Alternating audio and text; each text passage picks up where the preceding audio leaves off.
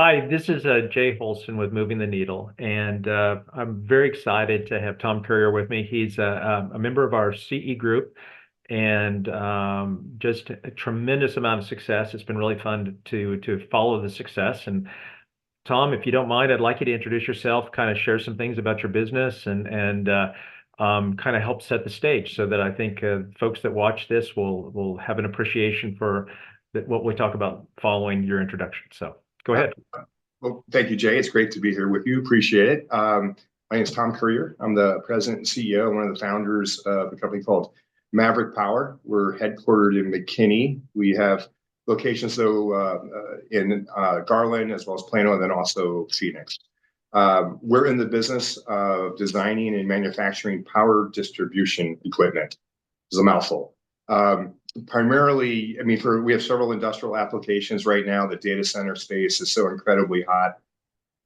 AI or whatever you want to attribute it to, the demand for power and internet access and services well outpaces the supply. So good problem for us to have. We're in that space of building the infrastructure. So all the equipment that you probably don't see when you look in a data hall, but behind it that takes the electricity from the power plant or outside utility and distributes that ultimately to the cabinets. So really, really busy time for us. Again, as I mentioned, demand's outpacing supply. We've grown tremendously in the last 3 years, just over 5,800%. We recently were named the fastest growing company in the middle market in Dallas-Fort Worth by the Dallas Business Journal, as well as the number one company on the top 100 for the SMU Cox School of Business Entrepreneur of the Year Award. We just got awarded that last week. So lots of great things going on here at Maverick Power. Really, really busy time, and hopefully continues into the near future and beyond. That is amazing. And you know, the thing, Tom, that really makes that amazing in my mind is that you're a manufacturer. You know, I could see if you were a staffing company and or IT development or something where you could really just scale people, that's one thing, but you're doing it and you're running a manufacturing floor and you're dealing with a complicated product and you have to have I can imagine an awful lot of agility to be manufacturing this kind of a sophisticated, complicated equipment and growing and supply chain, just a tremendous amount of challenges. I'm very impressed. Yeah, you mentioned a lot of the words that we use here internally at Maverick, but just a little bit on the notion of manufacturing. And thank you for acknowledging that. We were the first company ever in the history of the Dallas Business Journal Awards to first manufacturing company to win the top spot. It's which we took as a great honor because you're right. This isn't software where you maybe develop a program and you can send it out to a bunch of folks. This is very, very capital intensive. 60 cents of every dollar goes to raw materials or materials that we use to build the equipment. So it's capital intensive, it's complex. These are very big pieces of equipment that you can't really do a lot of automation with. It's very manually intensive. So probably the biggest challenge as you're growing this fast is finding skilled workers, but then training them in a very fast fashion. Typically, to be proficient at some of the work that's required, like a wiring technician for us, that's 6 to 9 months of on site, side by side learning, and we're asking people to do this like in 90 days. So it's really a turbocharged environment, made a little bit more complex by the nature of the business and industry that we're in, but all really good problems to have. And so, how many people work in the company? Yeah, well, it changes each day. As a matter of fact, Wednesday is when we have orientation. So I was speaking with a new group of folks who just came through this morning, and that was another 12 folks. I think we're up to 475 now in terms of full-time Maverick employees. We'll have an additional at any time 70 to 80 contractors that we use as kind of flex force. And we also use as a way to recruit and see if folks are really good and they want to join us, and we'll convert them over to full-time with plans certainly by the end of next year. We'll be well north, we'll be close to probably 600 employees as we continue to expand. We'll look to expand to another location, probably increase our footprint in Phoenix in the first quarter. Yeah, that's a helpful. I think a lot of people, when they hear about high growth companies, they think you've gone from, one person to 10 people, and so you've had a 10x growth. I think now that they kind of understand that you have a workforce around 400, that this is a much more difficult level of scalability, and I think that's a helpful metric for everybody. So kind of jumping to Vistage a little bit. I'm curious to better learn kind of what it was about Vistage that kind of caught your curiosity and led you to have an interest in learning more about our group and ultimately joining our group.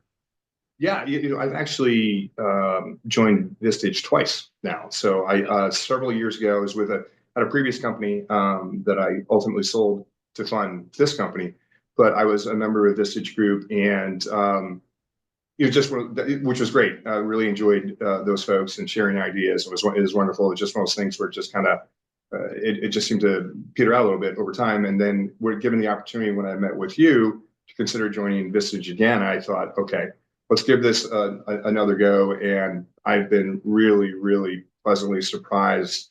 The caliber of the folks in the Vistage group, in our particular group, is really, really strong.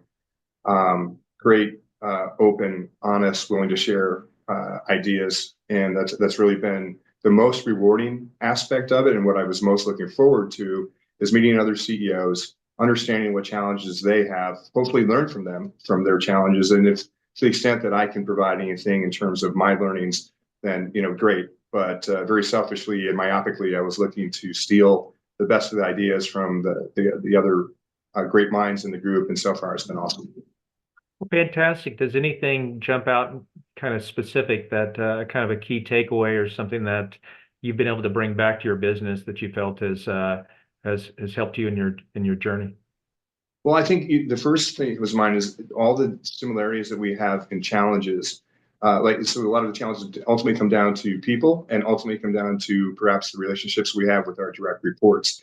And there's to a person, what I've heard and what has been the learning for me is just rip the Band-Aid off, man. Just don't, listen, just stop, and it's really great because people are very honest and, very, blunt, like Tom, you know what the answer is. You just articulate it, just go do it. So stop trying to, get around it. So just that feedback and that open, honest feedback and that key learning of like, Tom, the answer, trust it, just go do it. Don't keep putting it off. And that's been very valuable feedback and a real big takeaway for me. And I shared it with my team. So guys, as they have challenges with their direct reports, well, we know what the answer is. Let's just go make the decision and rip the Band-Aid off.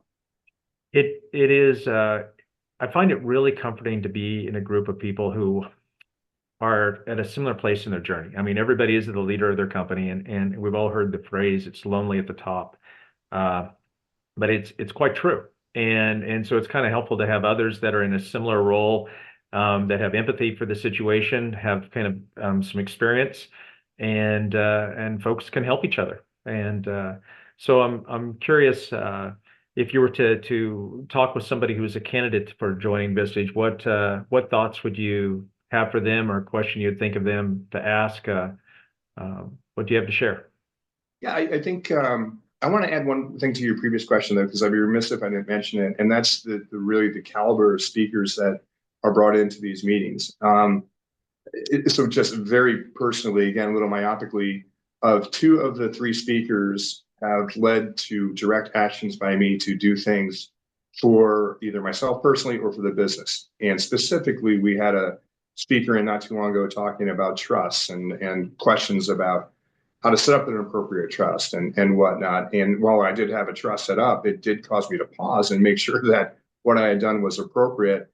Went back, looked at it, dusted it off, and it turns out it was fine. But boy, it was a great refresher to go bring that to the attention of my attorney, and let's take another look at that. So great. Second was a speaker that you had in not too long ago, Cujo Testner, on Debrief to Win. And this is all about how to conduct a proper debrief after a project, something that was lacking in our company. And I was so impressed with that program and that methodology that we've now engaged him in our company to take my entire team of professional staff of over 70 people through his program. So when I talk about the caliber of speakers, this led to specific actions that we have taken, one on a personal front, one in a company front, that will make my business better and pays for itself, in spades. So big fan of the speakers that we've had.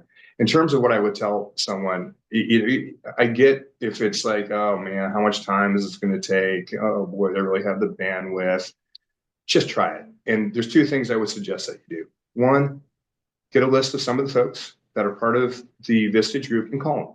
Just invest the 5 or 10 minutes and ask their opinion and hear directly from them what they think. And then two, at least come to one session. Invest a day and come to that first one. See firsthand what it's like.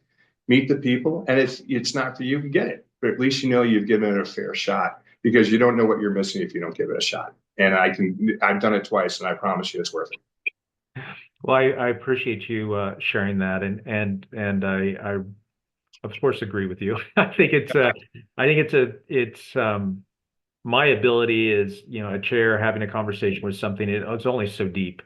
Where really the magic happens is when you meet the other folks that are around the table and kind of get an appreciation for what they have accomplished. And a phrase that I like a lot is an intelligent man learns from his mistakes, a wise man learns from other people's mistakes.